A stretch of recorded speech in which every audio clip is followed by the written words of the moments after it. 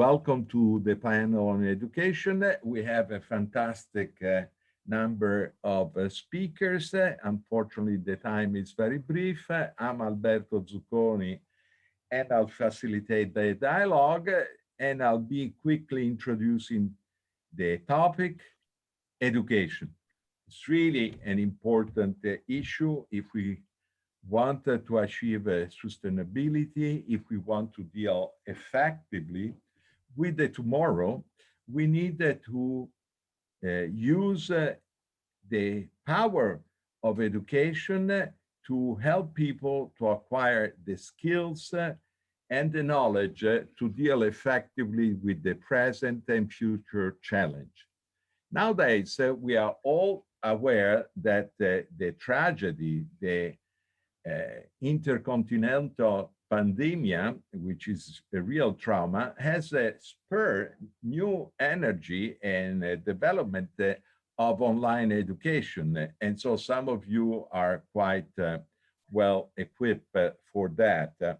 And I would like to ask you also to comment, if as you feel free to do, on the challenge that you see. For example, you see a challenge on epistemic capabilities.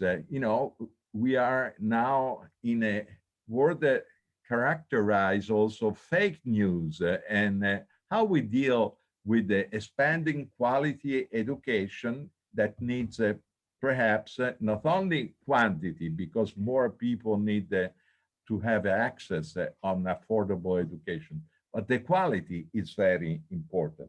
Remus PRICOPE is certainly well qualified for this topic. So without taking any more time, Remus, would you please introduce yourself and share what your thought?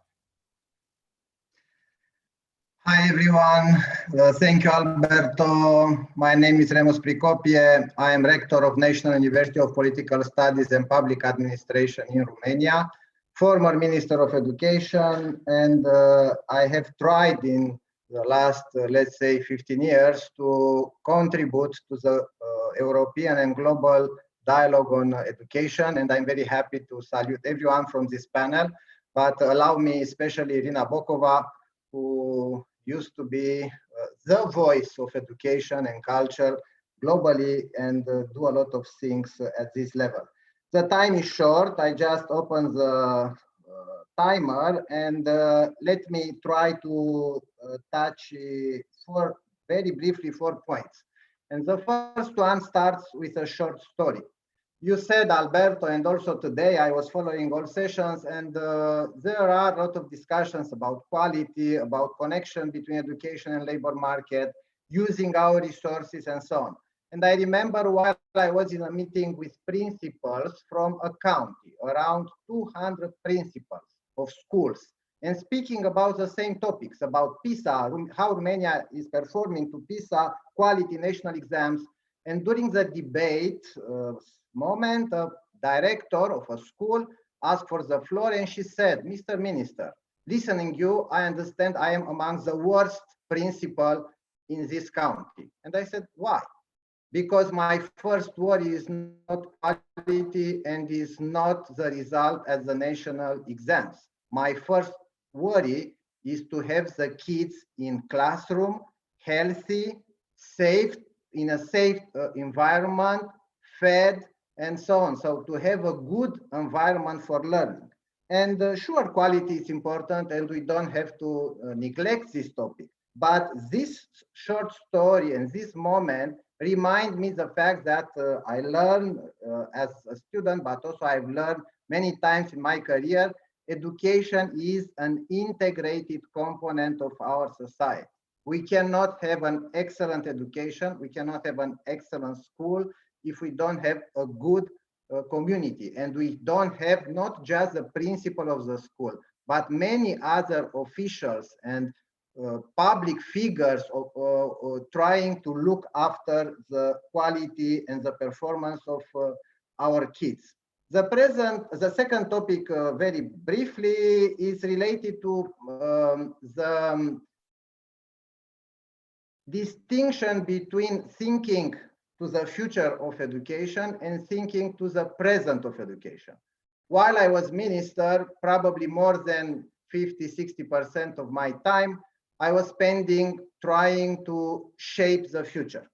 And just 40–45 of my time trying to balance the present.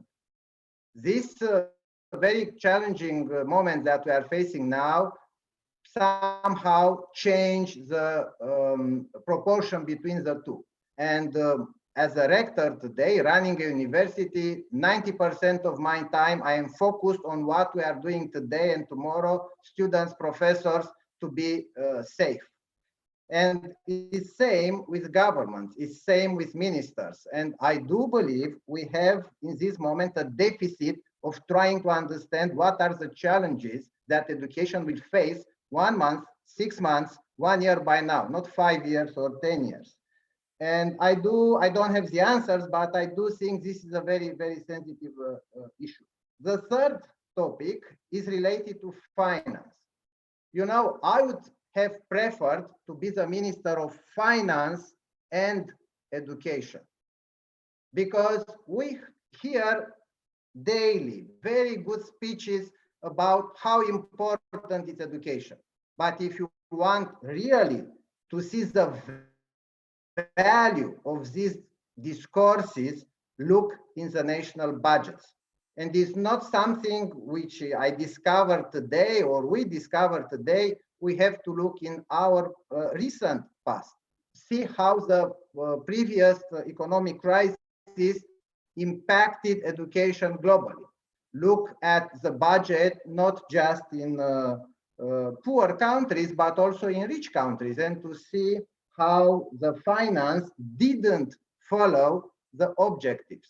In fact, I saw today an article from OECD saying just 1%, even less than 1% from the money allocated to run or to manage the pandemic situation were dedicated to education. And in the last, my 30 seconds, I have an open question. And unfortunately, the answer which I have for this open question doesn't please me. How much governments have used from the current already educated resources that we have in facing current challenges? Thank you very much, Alberto, for this first round.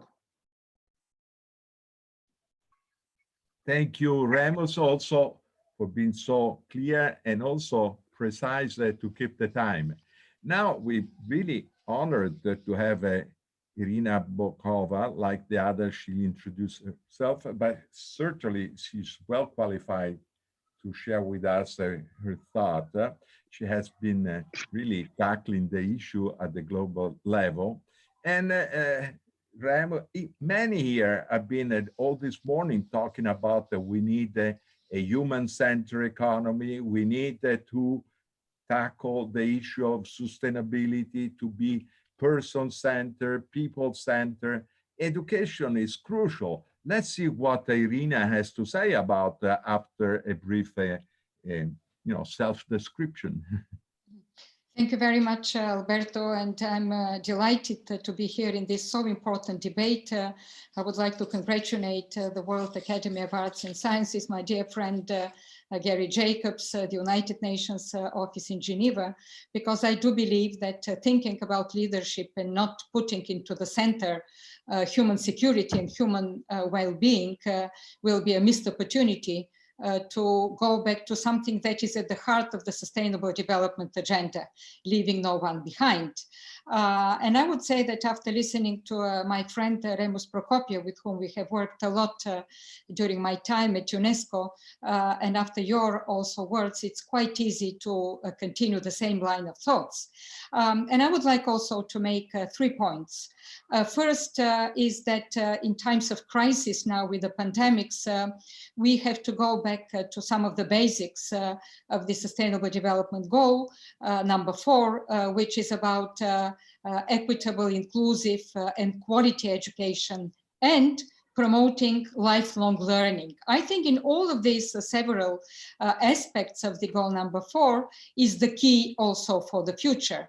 On one side, of course, we have to make the access and inclusiveness a part of the education systems, but equally important is the quality, because I think now with the learning crisis, and I would say we are in a crisis within a crisis, because even before the pandemic, there already was a learning crisis because of poor quality of education.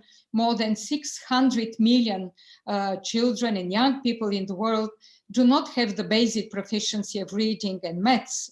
So quality of education really is the key. And of course, with the lockdowns and the pandemic, when more than 1.2 billion children were out of school, and millions of them will not go back to school, we really are threatened to have a lost generation, and we should not allow this to happen. My second point, of course, is about the importance of education for sustainable development. We all know that the Agenda 2030 is very much interlinked. All the 17 development goals are interdependent and interlinked. And today's conference showed also, looking at different aspects of the sustainable development, how they influence each other and how the success of the achievement of one depends on the achievement of the other. So I do believe that education is at the heart. We won't have neither health achievements in the health security without education, in climate, in biodiversity, in gender equality. Of course, decent jobs and growth and inclusiveness, fighting inequalities, because we know that education is one of the best way of social mobility. So it is indeed critical. And my last point, because I know we don't have much time, but my last point is about taking the good lessons now of the digital platforms. We have seen digital coming very strongly into education in the last 10, 15 years, but with an unprecedented acceleration now, digital is there, and it is there to stay. Well, the future, I think, probably will be blended, but looking at the possibilities, the huge opportunities of the digital, we have to see also the upside, the inequalities, whether all kids, all young people have access to quality, high-speed internet and connectivity. It's critical. So I do believe that in the future, this access will be kind of a human right, because without this, we won't move forward.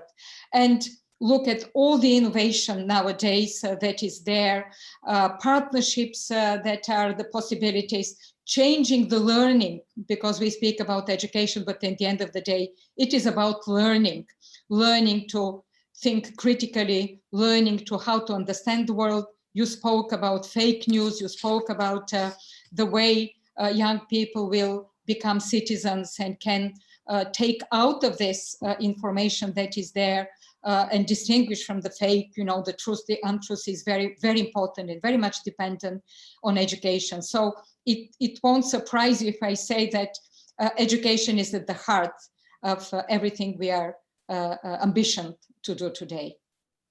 Thank you, Irina.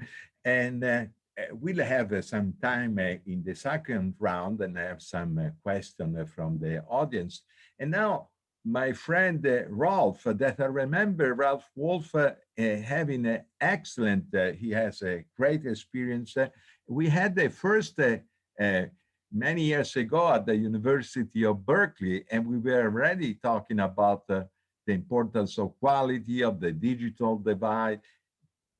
Ralph, introduce yourself. You have so much experience also in this field. Thank you, Alberto, and good to meet you all. Thank you for inviting me to participate. I'm Ralph Wolff, and for 17 years, I ran one of the 7 regional accrediting commissions in the US, the Western Association of Schools and Colleges. And when I left in 2013, I was asked to look toward the future of quality assurance and created the Quality Assurance Commons, now which I'm the president of. We started it on the basis of the following data point, I think would be significant, demonstrate why we created this. And the point was that over 1,000 provosts in the US were asked, do you prepare your graduates well for the workforce? And 98% said yes, we prepare them well or very well. Only 13% of families and only 11% of employers agreed.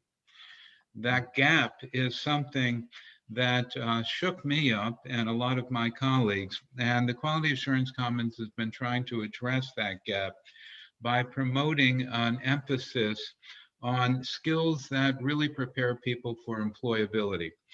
So I must say, building on what the two previous speakers have said, I used to believe that everyone needed and society would be privileged for everyone to have a degree, particularly a first degree or a bachelor's degree.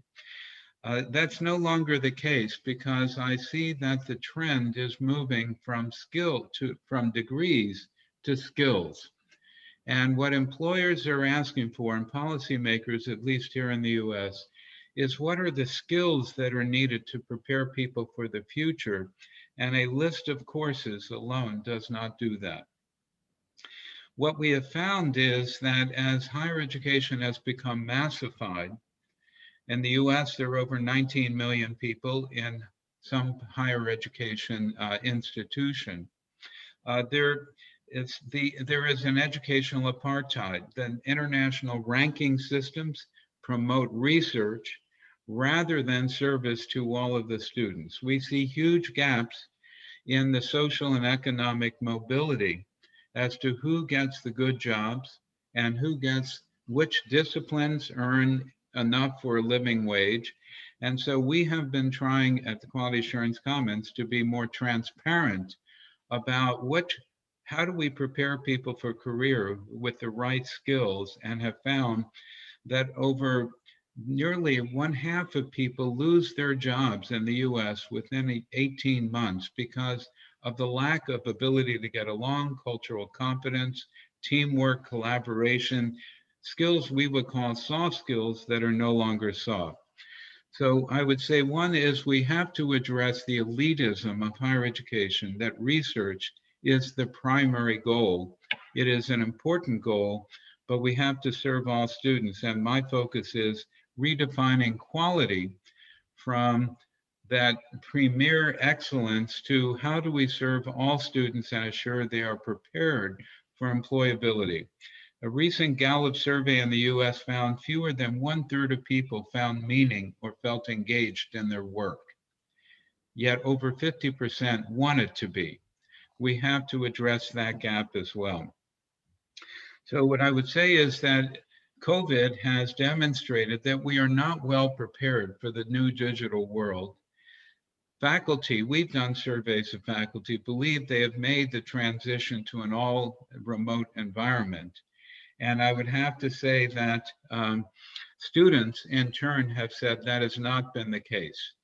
So we really are going to have to learn how to create the remote, first of all, a remote learning environment, whether it moves to high flex, hybrid, but it's always going to be a part, and we are going to have to prepare people to be a remote worker. It's now just, I wish I were with you all in person, but we are going to have to learn to function in a remote world. There's tremendous disruption going on as we think about quality. And I would just say that quality assurance needs to be focused much more on personalization. It needs to be focused much more on alternative providers. And it needs to focus more on redefining quality in terms of the actual outcomes that institutions produce, in terms of the very real social and economic mobility that we say higher education is supposed to deliver, but needs to be held more accountable for. More on that later. Thank you. Thank you, Ralph. And now, Marie-Laure Salles, like the others, welcome. We didn't know you were going to be blessed also by your contribution. So welcome, and 5 minutes like everybody else, including your self-presentation, please. Thank you very much, Alberto, and thank you very much to all of you to welcome me at the last minute in this panel. I'm very honored to be joining this panel. So Marie-Laure Salles, I'm the new director of the Graduate Institute in Geneva. And been there since this September. Previous to that, I was in Sciences Po Paris, where I created the school called the School of Management and Innovation. So I'm going to focus actually on the question of what kind of education for decision makers that would be fit to the challenges of today. And I'll build on Irina's point that we have a crisis within a crisis, and I will actually take the master crisis more into consideration rather than focusing on COVID. I'll focus on the broader crisis that was there before even COVID happened. And I think that's been really, I think, the overall theme of today's conference. And I guess there's a broad agreement here and beyond this circle and those circles that what needs to be done and where we need to go is that we need actually to move our institutions and system back to being at the service of humans, I should add, in their natural ecology. So not humans alone, but humans in their natural ecology, or humans and their natural ecology, rather than the logic of before, which was essentially the reverse, humans and natural ecology being at the service of our institutions, whether economic, technological or political institutions. So I think this is really a paradigmatic change that we are facing. And we all agree, I think, on this panel that education is key for this paradigmatic change. And I'm going to focus really more on what do we need to change in the education of decision makers so that we actually get this new generation of decision makers that will come out on the markets very soon ready for these kinds of challenges. So a number of things that I just want to throw here for discussion, obviously.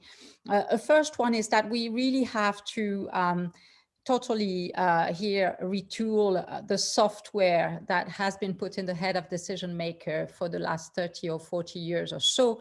And that software essentially was the logic that if you let everybody maximize their individual welfare or individual well-being, in the end, you would have the emergence of collective goods spontaneously through the maximization of the individual welfare of everybody. I think that we have reached the end of that system in all levels, and that what we need actually to put in the heads of future generations, not only of decision makers, in fact, but future generation of humans, is that the individual survival of each and every single one of us is dependent upon our capacity to solve first and foremost global and collective challenges. So the collective is prime and primary. The responsibility for collective action on common good issues of common goods and challenges of common goods is the condition through which we will have the possibility individually to live well or not. So I think this is really a very important reversal, which has an impact on all our curricula, an impact on all pedagogical offerings, and this is really something that is more deep than it looks at first sight, and really will imply for us to profoundly transform. Another element which I think is really important for this new generation is to accept that complexity should not be reduced, and accept that our students and therefore a future generation of decision makers should be what I would call agile with complexity, in the sense of not only understand complexity, but also be ready to accept it as a reality of their decision making context and of the world in which they will be functioning. And for that, this has been mentioned already by Irina, I think that a focus on on critical thinking, but I would actually call it more broadly learning to learn, rather than actually capabilities or professional competencies, is, I think, really important. I think that we have no clue what the jobs of tomorrow will be in 10 years, but we know that we need to give to our students and next generations of human beings the capacity to learn how to learn and to de-learn also in the process. This comes together with really a big focus on creativity, which I would really underscore in a lot of schools for decision makers has been really put on the way, really on the margins, if at all, of our curricula and our programs. And I think that we need to bring back a lot of things like arts, like creativity mechanisms into our curricula, including for engineers, including for political scientists, including for business leaders, etc. And finally, actually two more points. One is connected to the agility for complexity. We have also to accept that the world of tomorrow, or the world of today, actually is a world of uncertainty, not risk, uncertainty. And we have to prepare decision makers to take decisions in uncertainty, which is very different from taking decisions in the context where you can measure risk. And so that's really, again, having a profound impact on our curricula, I think. And finally, connected to all of this, but really reinforcing maybe another dimension, is a change of our value system from the short term to the long term. And this is really connected with this sense of having a responsibility, not only for the next 3 years of our lives, not only for the full life, but also for the new generations and the next generations, including the ones that we will not know and we will not meet. And this is also a major change from the previous situation in the education system, particularly in the education system for decision makers. Thank you. Thank you very much, Marie. And I remind the panelists that there are people asking a question. Some are addressed specifically to some panelists, like I noticed some from you, Ralph. Now, thank you. And let's start with Christine Kaddous. Please, Christine. Thank you. Yes, thank you very much, Alberto. Thank you also to Gary Jacobs and the World Academy for letting me be part of this panel on education. So my name is Christine Kaddous. I am a professor at the University of Geneva. I'm running a center for European studies. And we launched at the University of Geneva 3 years ago a very unique program, a master program on governance. So it's on European and international governance. And of course, our main objective in this program is really to build a bridge between education, I would say, different curricula, and the professional market. And we heard already from Rolf the importance of it. So it's from education, and you can even see our logo behind it refers to knowledge, skills, and governance. So the idea is really to come from education, to have a very diverse education and transdisciplinarity. I think transdisciplinarity is very important today. Not only transdisciplinarity, but also I would mention the multi-level of governance, because we cannot work anymore in silos, in law or in economics, on political science, but we really have to get young people, future decision makers, having an overview of the main fields and really interconnecting the different disciplines in order to allow them to get the knowledge and the skills to face the various challenges of today's life, in terms of health, in terms of trade, in terms of environment, climate change. All the main challenges we have to face today are really the topic of our future education that we have to transmit to these future decision makers in order for them to have the skills to also achieve by their future professional activities the attainment of these SDGs. Because as has mentioned by Irina, as the first one, education for the SDGs. And I think this is very, very important today because we are behind our agenda due to the pandemic, but due to other factors as well. So I think education for the SDG is very important. Education in a quality, it must be quality. The excellency of the education is the basis for everything. So what is very important to my view in this first step is really to go through this transdisciplinarity, but also, and this is what we try to put into place in our curriculum, is to have this multi-level of governance. Because we all know that we have to think globally, but to act locally.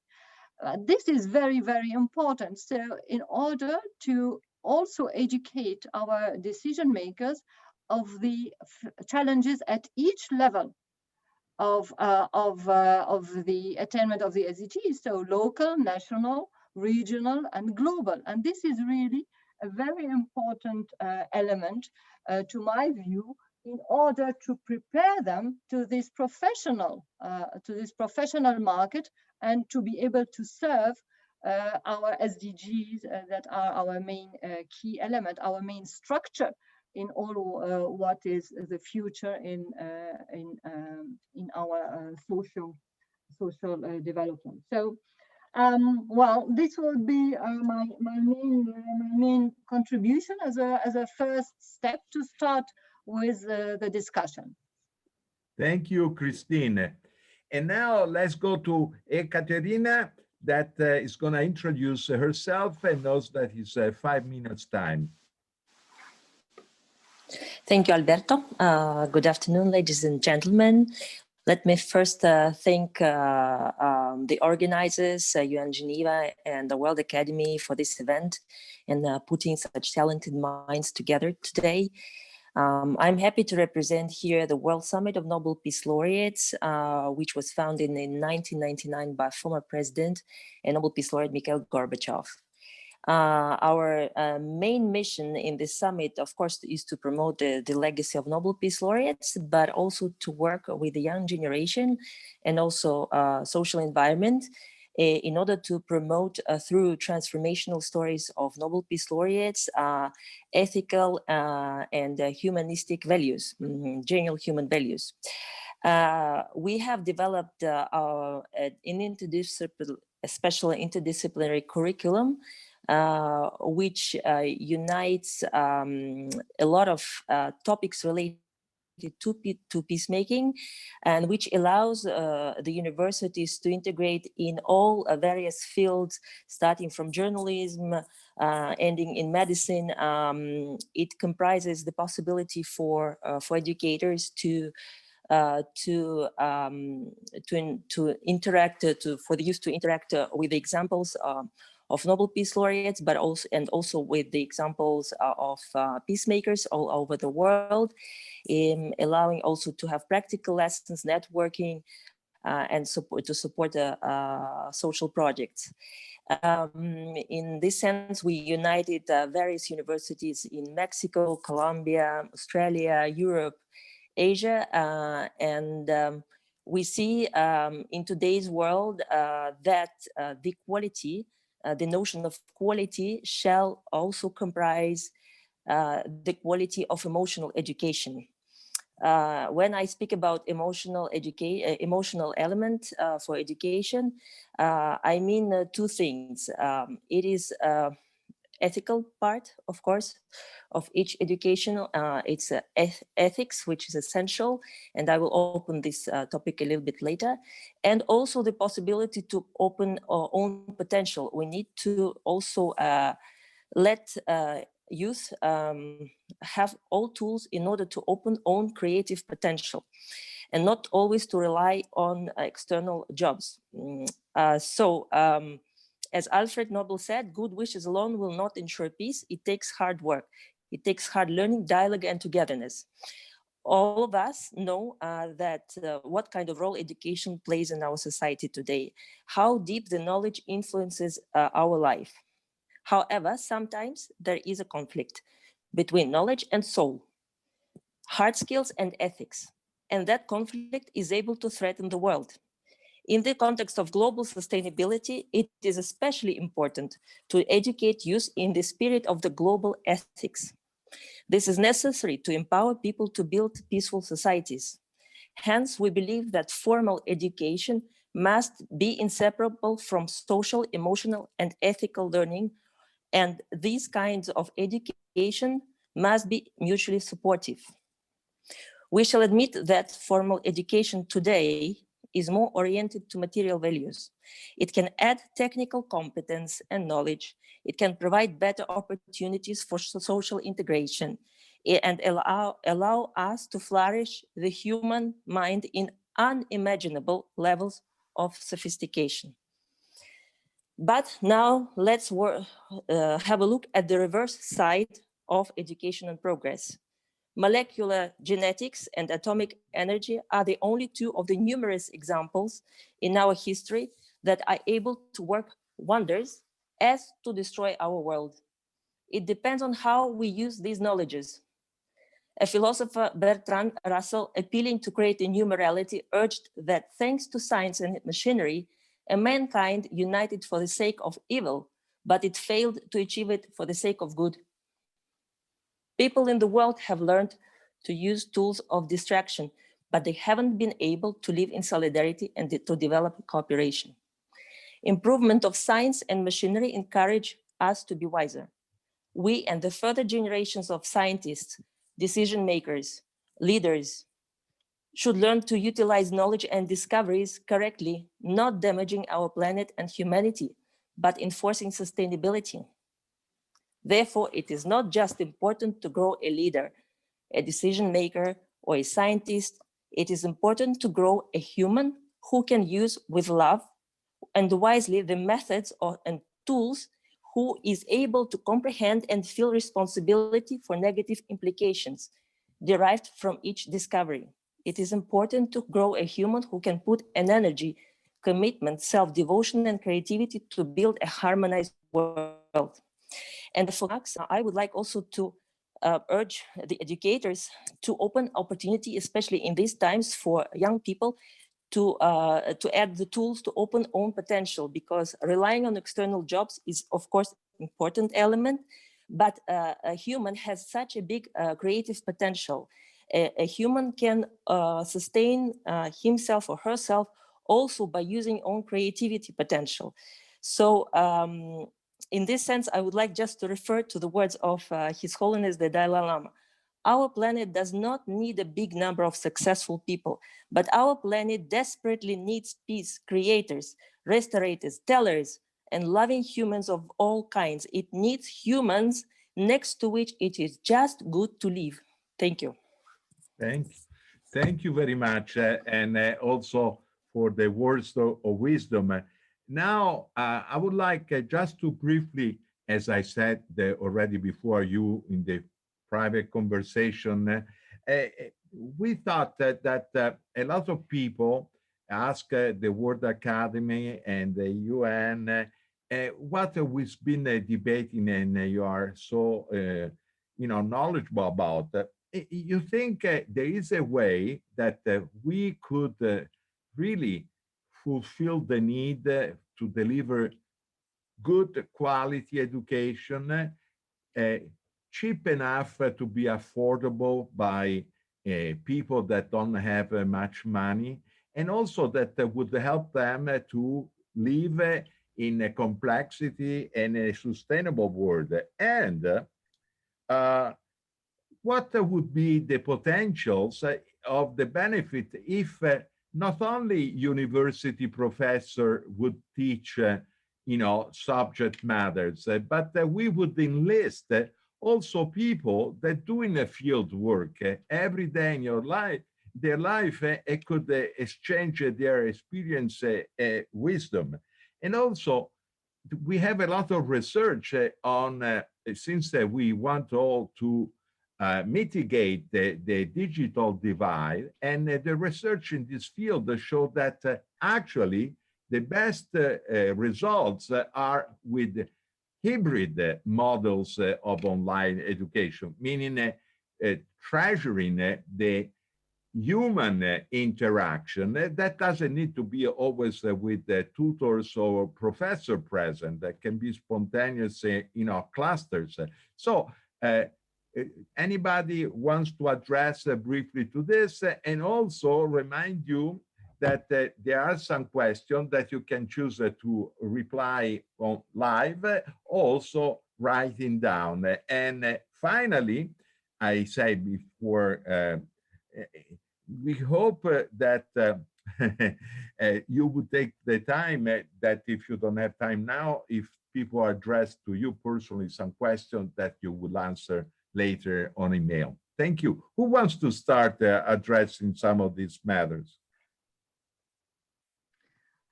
Alberto, if I... Yes, Christine. Please, Christine. No, please, Christine. Oh, okay, thank you very much, Alberto. Thank you, Remus. Maybe two things you mentioned, Alberto, which I think are very important as well. The first one is that it is important for this future decision makers to have not only these curricula with professors, I would say, usual lectures at universities or in high schools, but really to put them in contact with practitioners. From I am in Geneva, so with practitioners from all the UN family, from the World Trade Organization, from the diplomatic world, from the missions, from the private sector. So this interdisciplinarity, different level of governance, it's also important to bring in different perspectives, but from the speakers, from the guest speakers within the curricula. And I think this is very important, not only to have the academic perspective of all these challenges we are facing, but really to bring the practical perspective, which will allow this bridge I was mentioning in my first intervention between education and professional world. I think this is very important one. Thank and you. Maybe on another point you mentioned is the tools, so the hybrid. Do you want to, Alberto, do you want to have a general discussion on one topic? Go ahead, and then give the mic to somebody else. Sure. What is to me important as well is that to have in the group of students or participant in a program, to have also a very diverse origin. The multicultural element is important to me, and because this will bring, of course, richness in the program, in the exchanges, and also will build on the solidarity or exchange between the different regions of the world. Because if at the very end, the idea is really sustainability, SDGs in education and in life in general, I think it's very, very important that not only the academic part, the lecturers brings this diversity, but it comes also bottom up from the participants in the discussion. Thank you. Maybe... Who wants to be next? Rolf? Thank you. Thank you, everyone. I agree with everyone and learned a lot. So let me start with three main points. One, the educational needs of society are not going to be fulfilled just by existing institutions. I think we need to expand the ways in which education is delivered. We're going to need new providers, and technology provides wonderful opportunities if we can learn. That's going to require new pedagogy.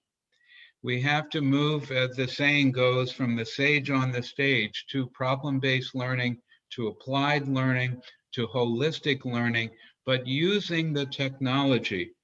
One of the great things that we're seeing is competency-based education is focused on mastery versus just coverage. So number one, I think we need more providers. We're going to need new pedagogy, and we're going to need to train faculty to actually reskill themselves to work in a digital environment, to know how to apply ethical responsibility, social and emotional learning in their lives beyond the theory. So applied learning is important. We're going to need new quality assurance, not just in traditional institutions. We need to separate out certification from the delivery. And we're seeing new providers in the US providing quality assurance, authenticating the data that is provided. But all quality assurance agencies are I think, are going to have to move to open up to new provision and to new ways of learning to meet the needs of all people. And that is going to need to include holistic learning as well as applied learning, so that they can lead meaningful lives. Thank you. Next. Yes, Marie, go ahead. Yes, thank you. And I'm going to focus on the money issue, because that was one of the some of the issues that you underscored. So I think that's, you know, there was quite a bit of convergence in what we said, and I think that in the elements of convergence that there was, what we are calling for is probably not more costly than what we have today in terms of education system. On the whole, it's really about retooling the contents and the substance, and it's not necessarily more costly. So that doesn't mean what we have today is enough. And here I agree with Wolff. It's certainly there's really a big need. And I'm just going back to the joke of Remus at the beginning of wanting to be a finance and education minister. I think it actually should be taken seriously. It should be taken seriously in the sense of looking at education as probably the main investments that states and international organizations should push for today. I think that we are, globally investing in a lot of things, and probably not enough in education on the whole. So, having maybe creative ways of rethinking education as being part of the value creation of a country. So redefining, in fact, also, value definitions at the level of countries, but also in other places might actually lead us to invest more. But really, once again, if we are talking about the kinds of things that we are doing, that we've been talking, they are not more costly, if you want to use that term, than what is being done today. Sometimes they might even be less costly, but I agree that education needs to be expanded wide and fast, actually. Thank you. Who wants to go next? Yes, Irina. Yes, just a few things. I think it's a fascinating debate, and I could pick up from many of the presentations. I think what is very important, just Marie-Laure said it after that, Christine, we just have to revamp the education system. And I would like to particularly focus on universities, on the tertiary education, the higher education. I think it holds the key for the future, both from the point of view of the governance of the curricular, but also to introduce the elements of ethics, as Ekaterina just said. It was a fantastic approach of empathy, solidarity, of solving the common challenges. And I think through this, we could really give some of the responses. Now, the difficulty, in my view, and I could, on our technical UN, language say that we introduce this into the goal number 4. It's about global citizenship education, the 7th target of the goal number 4, which is indeed about tolerance, about multiculturalism. It is about nature, it is about climate, all this ethical kind of a framework that we want to build. So I do believe that universities and tertiary education plays a critical role in this, into this innovative approach, but at the same time incorporating into the curricula not just the technical skills that are needed for the future from the point of view of the new economy that is being built, the digital, but also this important ethical side. Thank you. And Remus, I thought you wanted to say something before. So while I was a student in the teacher training program, we were asked to read a lot of history, including history of education. And what we discovered, very interestingly, the definition of education didn't change for almost 150 years, never mind the country. Sure, wording is different from one country to another, but in almost all countries, you'll find the definition of education on 3 pillars: personal development, labor market, and citizenship. Look at the definition of education in your country in 1900, in 1950, in 2000. It will be the same. What is changed in this period of time is related to means and who is supporting the process of education. So digital is a very important new tool, but in fact, digital will be also used in order to reach these objectives, to help each kid to develop, to help each kid to be a good citizen, as Irina mentioned, citizenship. And citizenship, even this word has different meanings today, comparing with what 100 years ago. And that issue of who is supporting the education is an important one, because we have different systems in different countries. But fortunately, we have UNESCO trying to build the common ground. And UNESCO many years ago said education is a public good. And if I'm not wrong, in 2009, UNESCO also said higher education is a public good. That means society, governments have to have a contribution in reaching these objectives. Thank you very much. I'll write down my idea in order to share with everyone next time. Yeah, and since Chronos is marching fast, and to my iPhone is 4 minutes to the closing point, I would, ask the panelists the favor to see the question and answer. In some instance, actually, people are thanking you for the significant things you've been sharing.